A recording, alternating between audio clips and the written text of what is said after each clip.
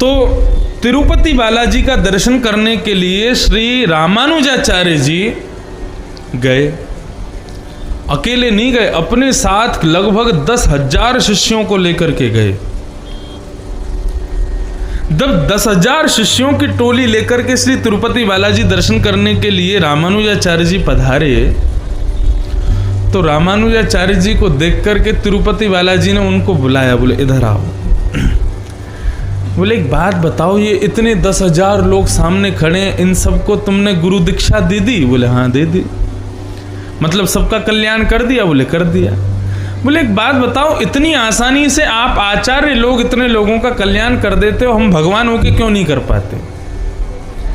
क्या कारण है कि आप इतनी आसानी से सहजता से सबका कल्याण करते हैं, हम नहीं कर पाते? हमें भी बताओ।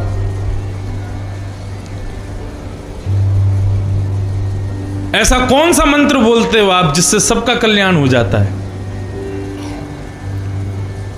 तो श्री रामानुजाचार्य जी बोले, ऐसे सिंहासन पर बैठ करके, सोने सिंहासन पर बैठ के गुरुजनों से प्रश्न नहीं किया जाता। पहले नीचे उतरो, नीचे बैठो, हाथ जोड़ के प्रश्न करो, तब बताएंगे।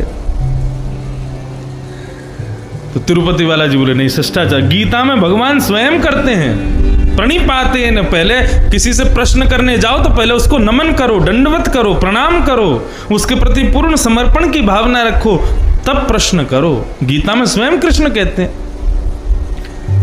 रामानुजाचार्य जी बोले आप खुद गीता में कहते हो कि ऐसे प्रश्न करना चाहिए, खुद यहाँ तन करके खड़े हो और हमसे प्रश्न कर रहे हो, नीचे उतरो पहले।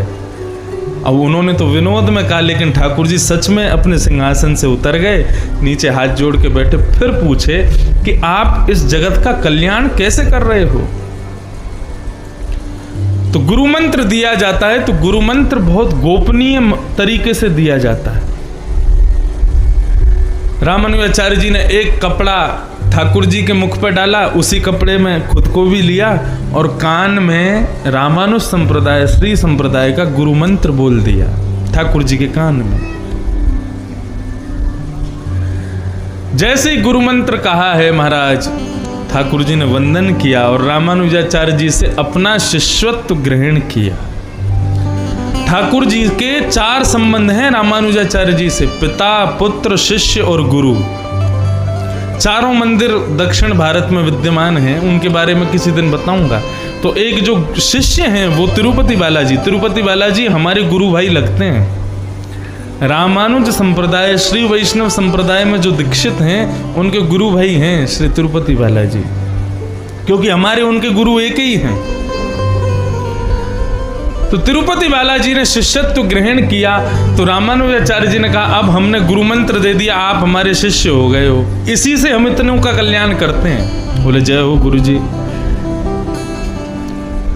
रामानुजाचार्य जी बोले अब गुरु दीक्षा आपने ले ली, शिष्य हमारे बन गए, अब गुरु दक्षिणा दो। ठाकुर जी बोले दक्षिणा में क्या दें आपको, बताओ, आप जो कहोगे सो देंगे।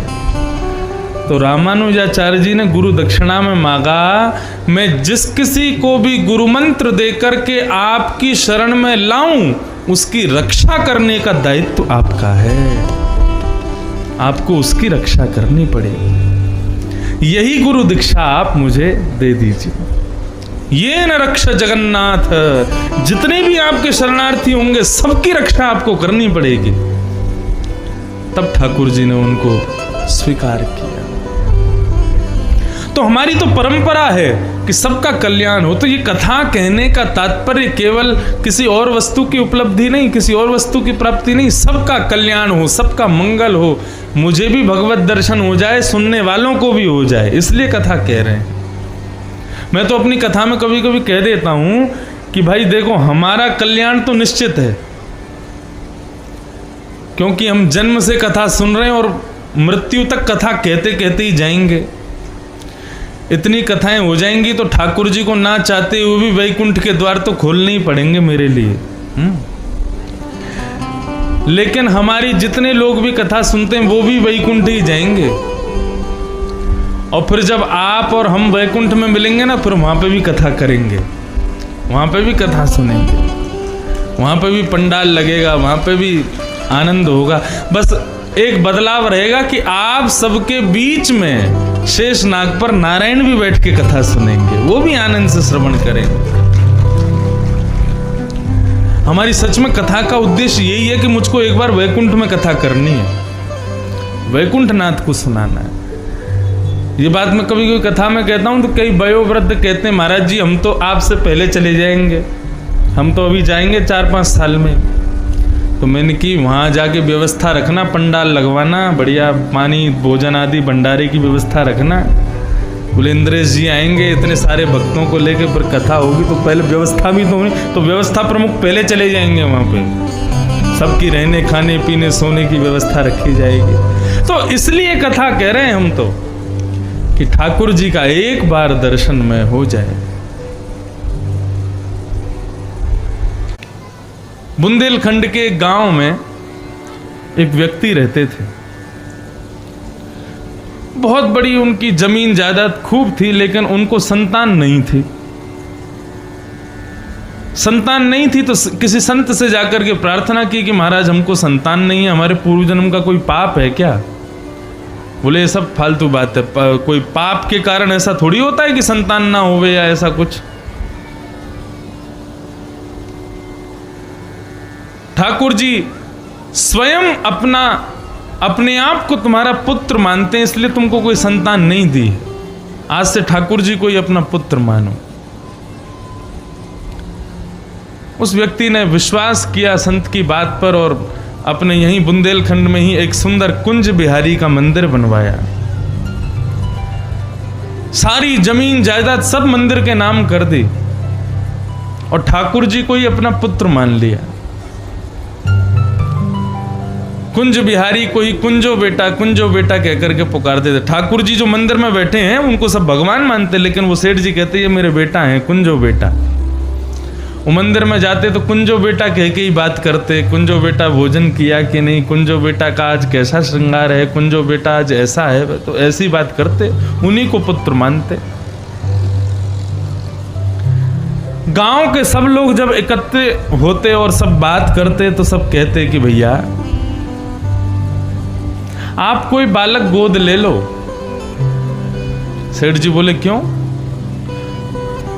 बोले गोद ले लेंगे बालक तो 2 फायदे होंगे आपको। बोले क्या फायदा? वो बोले इतनी जमीन जायदाद आपके बाद कौन संभालेगा, दूसरी बात आपकी मृत्यु हो जाएगी तो फिर अग्नि संस्कार कौन करेगा। सेठ जी कहते तुम्हारी जमीन जायदाद किसके नाम जाएगी? बोले हमारे तो बेटे हैं। सेठ जी कहते मेरा भी बेटा है कुंजो बेटा, सारी जमीन उसी के नाम है, वही रक्षा करेगा अपनी जमीन जायदाद, सब वही संभालेगा। तो एक वृद्ध हंसने लगा, बोले देखो आपकी भक्ति को प्रणाम है, आपके भाव को नमस्कार है। मान लिया कि सारी जमीन जायदाद का हकदार आपका बेटा कुंजो बेटा है, लेकिन आपका अंतिम संस्कार कौन करेगा? बोले तुम्हारा कौन करेगा? बोले हमारे तो बेटे हैं वो करेंगे। सेठ जी बोले यदि मैंने कुंजो बेटा को अपना बेटा माना तो वो भी मुझे अपना बाप मानता है। यदि मेरा अंतिम संस्कार का समय आएगा तो कुंजो बेटा ही मेरा संस्कार करेगा। गांव के लोग बोले अब इनको क्या समझाएं, ये तो ऐसे अंधे हो गए हैं भक्ति में कि अब उसके आगे कुछ इनको सूझता ही नहीं है। 10-5 वर्ष बाद सेठ जी की मृत्यु हो गई।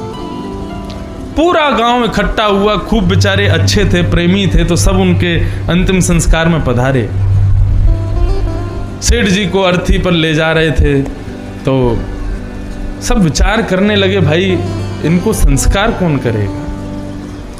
तो एक छोटा सा नन्हा सा एक बालक वो अर्थी उठाने वाले व्यक्ति की उंगली पकड़ करके चल रहा था और बार बार कह रहा था मेरे बाबूजी कहाँ चले गए, अब मुझे भोजन कौन कराएगा, अब मुझे कौन नहलाएगा, अब मुझे कौन सुलाएगा, मुझे दूध कौन पिलाएगा। तो गांव के सब लोगों को लगा कि भाई सेठ जी ये बालक इनके पास आता रहता होगा, उसको थोड़ा बहुत कुछ खाना पीना दूध आदि पिला देते होंगे, बेचारा इसीलिए रो रहा है। चिता पर जब सेठ जी के शव को लिटा दिया, सब व्यवस्था हो गई, बोले अब भाई कौन करेगा संस्कार। बोले वो बालक बहुत देर से रो रहा है, उसी से ही करवा दो, इनका तो कोई संतान है नहीं। ये तो यही कहते थे कुंजो बेटा करेगा, अब कुंजो बेटा थोड़ी आएगा यहाँ पे, ये बालक से ही करवा दो। उस बालक के संस्कार आदि करवा करके महाराज अग्नि संस्कार उसके द्वारा करवाया। सब गांव के लोगों ने प्रणाम किया और कहा कि भाई चलो अब सब लोग यमुना जी में डुबकी लगाओ। यमुना जी में जाकर के जैसे ही डुबकी लगाई है, सब लोग बाहर आ गए, लेकिन वो बालक भीतर से ही कहीं अंतर्ध्यान हो गया। गोताखोरों ने महाराज ढूंढ लिया, दूर दूर तक खोज लिया, लेकिन बालक नहीं मिला। गांव के सब लोग व्याकुल हो गए, बोले कि सेठ जी कहते थे कुंजो बेटा आएगा, कहीं ये कुंज बिहारी जी तो नहीं थे? पूरा गांव दौड़ा कुंज बिहारी के मंदिर में। जैसे ही मंदिर में जाकर के देखा तो सामने कुंज बिहारी जी के संपूर्ण वस्त्र गीले हो रहे थे और उनके सुंदर मुखार विंद से यमुना जी का जल बह रहा है। सब गांव वासियों ने प्रणाम किया, नमन किया, दंडवत किया।